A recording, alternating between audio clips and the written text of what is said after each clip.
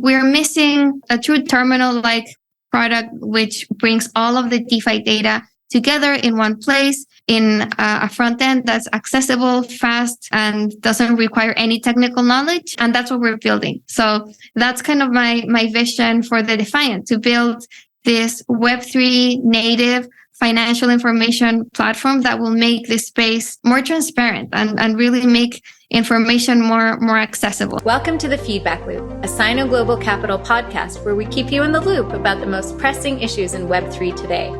I'm your host, Mona Hamdi, a Harvard teaching fellow with 20 years of experience in nonprofit and sustainable development. I started using emerging technologies 15 years ago, working with remote peoples to create new economies based on the reversal of climate change. And today, I'm the Chief Strategy Officer at Sino, where I hope to bring beneficial technologies to the most forgotten corners of this planet. On today's episode, I am joined by Camila Russo. Camila is a seasoned financial journalist and author. She specializes in decentralized finance and cryptocurrency journalism.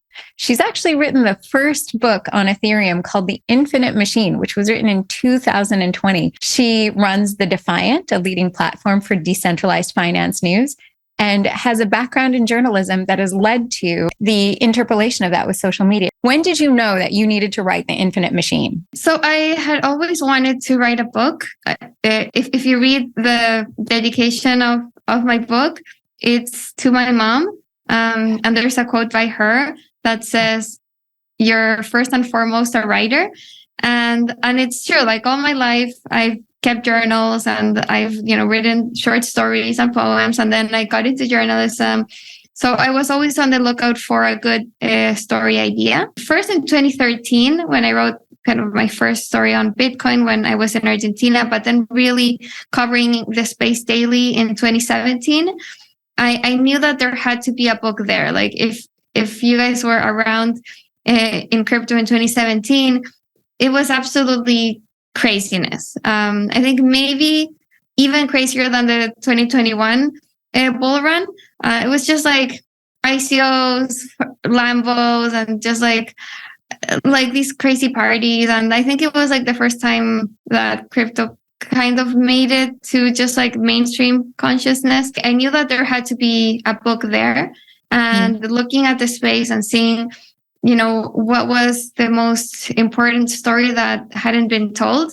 To me, it was clear that was Ethereum. Like Bitcoin was the biggest cryptocurrency, and there had been a few books written about Bitcoin, but then there was Ethereum, which was, the second biggest in market cap, but really what had fueled the 2017 bull run with ICOs. And it was clear that Ethereum was really pushing the boundaries to what Bitcoin had started with this more generalized blockchain. So I thought, this needs to be documented. And even if Ethereum doesn't kind of win, it still will have changed the landscape for blockchain and tech. So it was a story worth telling. When I read the book, I was just talking to someone about that, that I was, going to meet you and talk about this story. It reminded me a bit of iRobot, Ready Player One, and Jason Bourne and the Bourne identity. And Argentina factors pretty heavily into the sort of flavor, I think, of the book. I hear there's some news about the book is on its way to growing, right? Yeah, that's right. It's being translated to Spanish.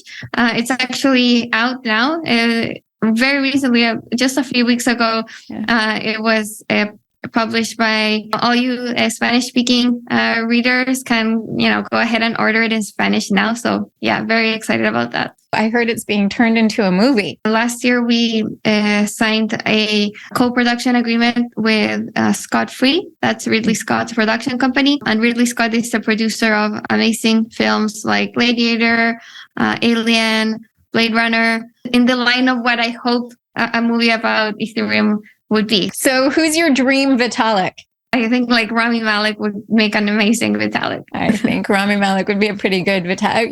We're putting that out into the universe. Argentina, I think, plays a prominent role in everything that you do, and in actually crypto adoption. We're hearing all about Argentina these days, about CBDCs and the evolution actually of the industry. And this is something that you are very vocal about in your tweets, in your writing.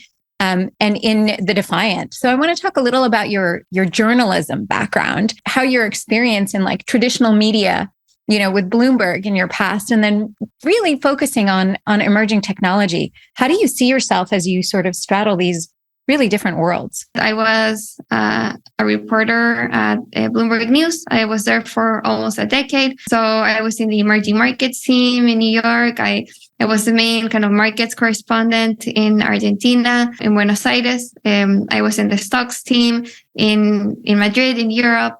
And then I was in kind of a macro markets team in New York. And that's where I had the chance to cover crypto daily.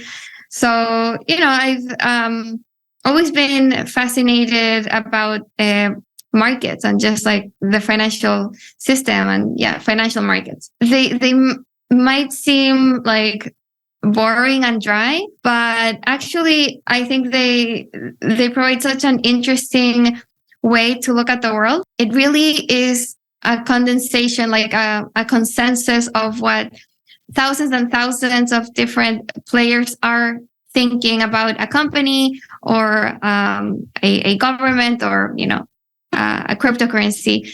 And that's reflected in the price and then kind of where the price is going. Argentina bond yields going up. It means the country is becoming riskier. And to me, that having those kind of objective data points is such a meaningful way of telling a story, is maybe more powerful than, doing a handful of interviews with experts. This is kind of thousands of buyers and sellers telling you, okay, like this is where we're seeing this bond is yielding or this stock is priced. At the Defiant, I'm covering crypto from a financial perspective, which I think is something that's just missing in the information landscape. We've had many generalist kind of crypto news websites, and many of them are doing a great job, like CoinDesk, the blog. I think they're great. But with the Defiant, I'm trying to do something that's a bit more specialized on just like the financial aspect and specifically the on-chain financial aspect of crypto. I love looking at rising markets, what we call emerging markets at SGC. And I love watching the way adoption spreads through different communities. And I find that the Defiant really has its finger on the pulse, not looking at what different markets do, what different trends translate as across different kinds of peoples, right? And different ways of living. Tell me more about your vision for where you see the Defiant growing and going. I'm really excited with where we're going with the Defiant. So on the content side, I've kind of laid out my vision for it somewhat, but it is to be the financial content kind of platform for this financial system of the future, which I think will be crypto and like blockchain based. We have also been building a data platform that will go hand in hand with our content platform. So very much in kind of the model of Bloomberg, where you have this terminal with great data and also great content and news. I'm building the same model for the Defiant. And recently, just 2 weeks ago, we launched our beta of our data terminal. It's right now only accessible to our paying content subscribers. The plan is to gather feedback and continue building out some of the features and adding more data. It's been, a long road to get here. We've been building this for the past 2 years or so with a very small team. To me, it's really ironic that blockchain and crypto are supposed to be a more transparent, open, and democratic base for a financial system, and I think they are. But up until now, it's really hard to gather information about this new financial system. Blockchains are, public ledgers, so the information is out there, but it's very, very hard to extract. We've had imperfect data solutions so far, in my opinion. They're all kind of very niche use cases for data. It's like, okay, one platform for NFT floors, the other platform is for market cap, the other is for prices. There's another one for tracking wallets. Maybe there's another one for just like token metrics. There's another one to see like maker stats. There's so many, like dozens and dozens of trackers for on-chain data, but we're missing a true terminal-like product which brings all of the DeFi data together in one place in a front end that's accessible, fast, and doesn't require any technical knowledge. And that's what we're building. So that's kind of my vision for the Defiant, to build this Web3 native financial information platform that will make this space more transparent and really make information more accessible. You've been very vocal about that, about the sort of the link between the transparency and the communication, that they will foster not just a sort of educated crypto savvy community. You seem to be saying that that's actually how we create that sort of onboarding of the first billion, how we create global adoption, is to create these very reputable and consistent and transparent reporting mechanism, these communication mechanisms, these standardized data sets. How do you take that journalism background and your reporting background and make it more understandable and accessible? It's so key for this new financial system to be successful, to be able to clearly communicate and show what's happening on chain, a reliable data platform such as the one I'm describing, and also with research and news that provide context for the raw data. This kind of news and research needs to be professional, unbiased. I mean, that's what we're bringing to a space with the Defiant. I'm bringing kind of the same standards that I learned at Bloomberg. It's something that unfortunately is not so common in the space. And we actually see a lot of information that passes as journalism and news, but it's actually really PR. It's actually just being paid for. I think that really will limit adoption because it will erode trust. And so if the first thing that new people coming into space see is a bunch of like shady influencers and news outlets just promoting these scam tokens, they'll just run. Maybe, they'll fall into a couple of scams and not want to see crypto ever again. So it's so crucial that you have a trustworthy, professional, reliable information source. I think that you and the Defiant sort of sit in this place between actually making maybe SocialFi more credible and holding that whole space of communication to a higher standard. You get quite spicy about it. You get super spicy. I saw you tweeting a few weeks ago when a certain new owner of Twitter was, going off. You said, centralized moderation can't even be trusted to a self-described free speech advocate. So disappointing. And then you called for open trustless protocols that are needed for finance and open trustless protocols needed for social media. What are your views about that place, about the state and the future of journalism and DeFi and social media? Because they are coming together. I was just so disappointed in Elon, who I admire. I still do, but I think it's, it was just like too much of a temptation for him to just be controlling Twitter. And it just shows you that even if you have this, who I think is really a genius, you have to admit, whether you like him or not, that he's a very smart person. And he was a free speech advocate. And even him couldn't help himself and had to start censoring these calls about who could tweet, and started banning users and doing the same things that he had criticized. It reinforces that we do need a neutral platform for communications and for social media. And there have been many teams working on this and developing alternatives. So far, I think it's early and none of them have really gained enough traction to replace Twitter or Instagram or Facebook or YouTube. Hopefully, a matter of time before they do, and before kind of Web3 really does become a viable alternative to Web2. We can have this neutral, uncensorable base layer for social media, and then different applications can build on top of that. And then the user is able to actually decide what level of censorship they want, because some users do want moderation. People are becoming aware that that's needed.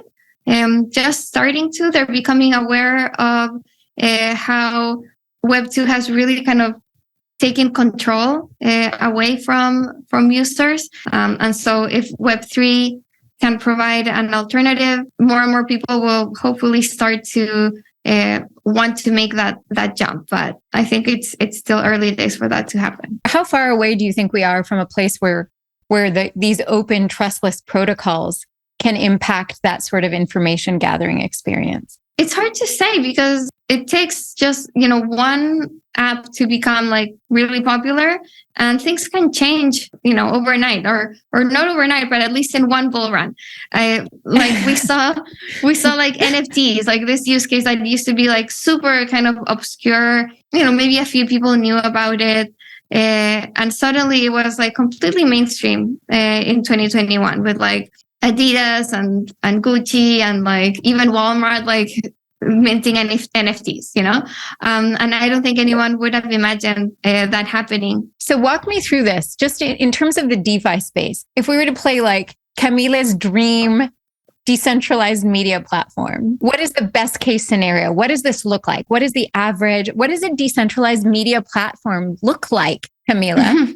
Okay, so I think there's a difference between like social media, like Twitter, and the media, like a news platform. Maybe my views are a bit different from other kind of Web3 advocates, because a lot of kind of the thinking around decentralized media comes from believing that anyone can create news content. As a journalist and as a now editor-in-chief of the Defiant, I know that's not true. Like, to have quality journalism, you need dedicated professionals. Like, you need journalists who are day in and day out covering their beats, working their sources, whose job is to report on whatever thing that they're reporting on. In the past, I've wanted to create decentralized news organizations. It's always, let's crowdsource news. And let's incentivize communities to like write news articles.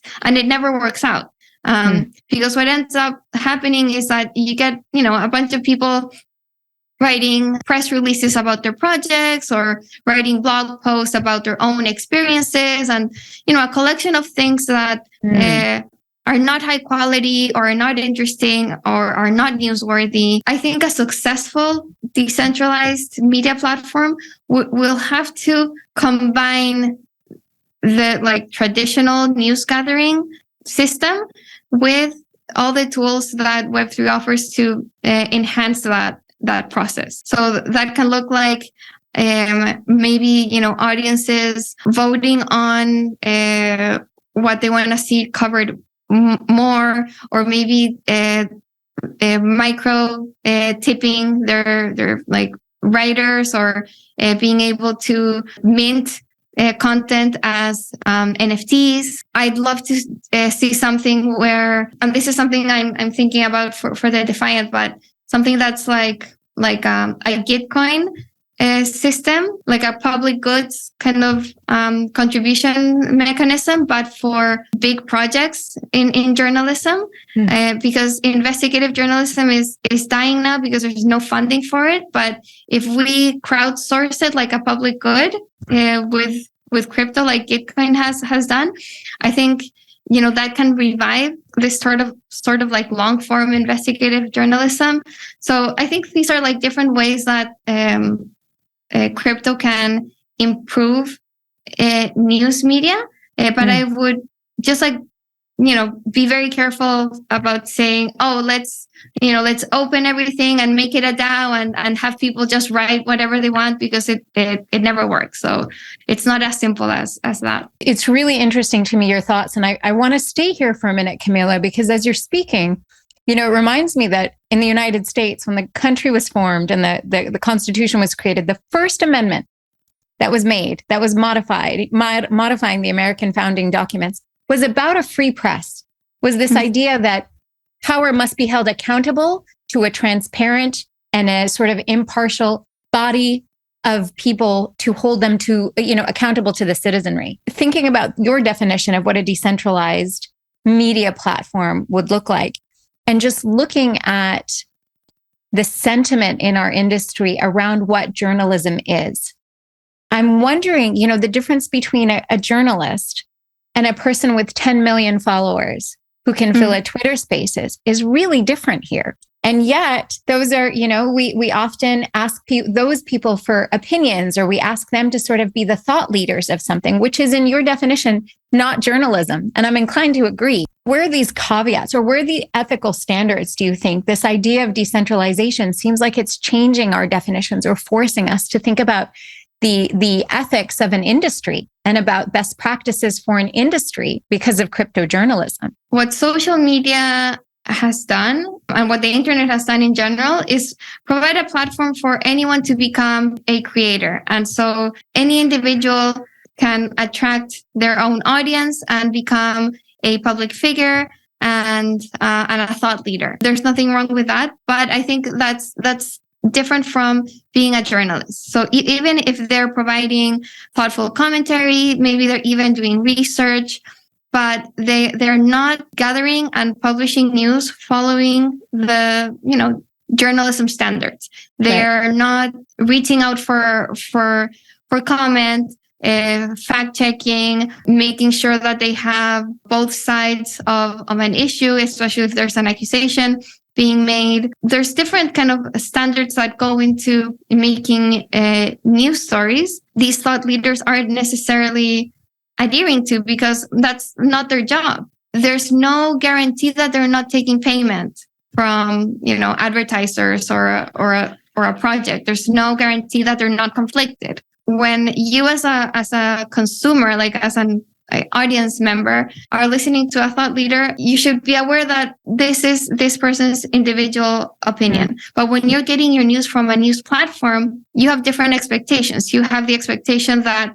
the journalists did their job, they fact-checked everything, they reached out for comment, they did multiple interviews, that they have this kind of body of knowledge because they've been covering this space for a while. We can look at the last at Q4 of 22 and say that arguably some of those sort of biggest stories were, I guess, scooped by people who might not have considered themselves journalists. And at the same time, traditional journalists and traditional media outlets get acquired by, sort of those super mega billionaire, trillionaire types. And then their content starts to change around the political sensitivity or the ideological sensitivity of ownership. It's really interesting to think of what a new definition for journalism. What is decentralized? What does it look like to be a journalist in a truly decentralized space? And how much transparency and accountability, comes to the industry because of that?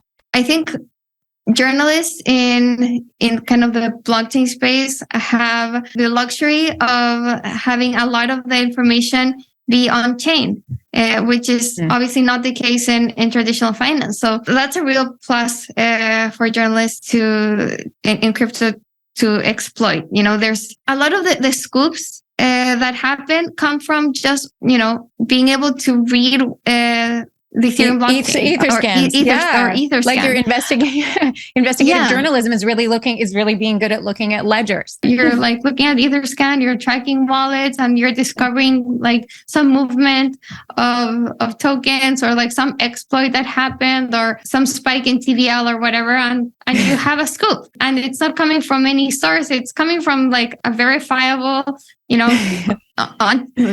chain transaction. That's amazing. That's a whole new tool for journalists to use. Yeah, it's not camping out at the Watergate Hotel, right? Right.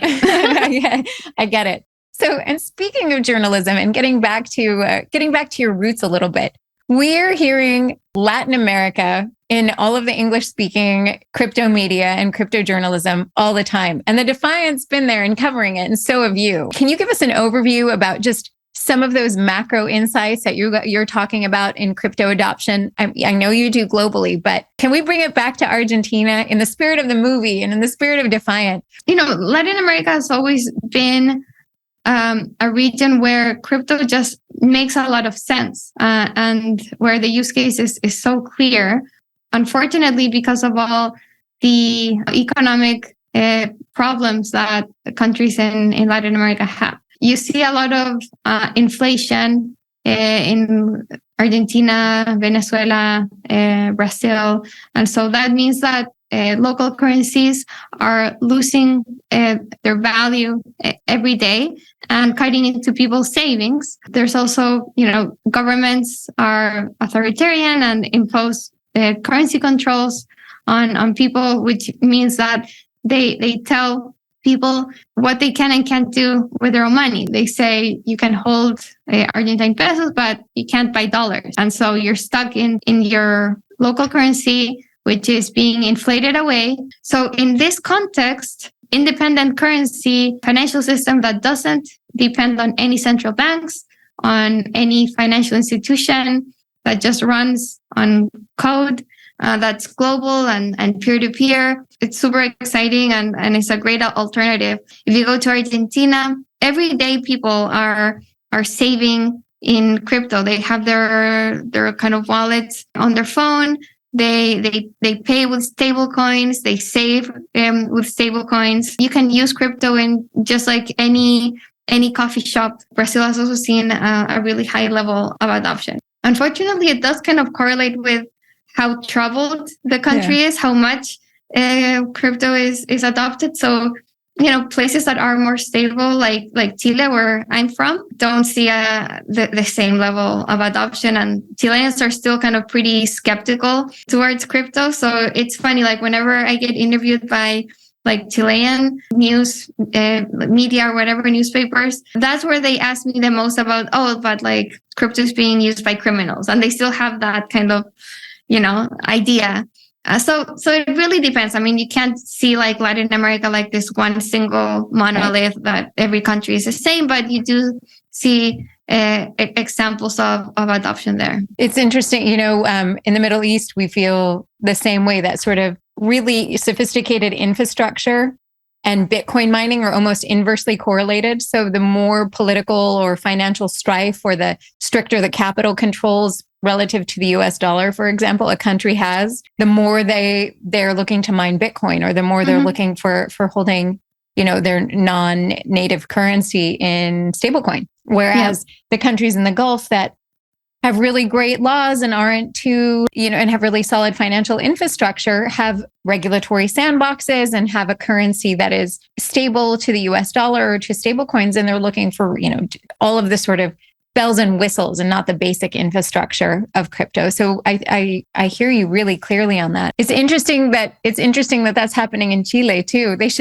They're not asking questions that are any different from questions in Washington. Chile has seen better times, but hopefully, they continue to be kind of the stable ones in the region. None of these places are monolithic blocks, but from the eyes of the editor-in-chief and founder of the Defiant, where do you see inclusion and empowering individuals? Where do you see it going for places like Chile, for places like Egypt?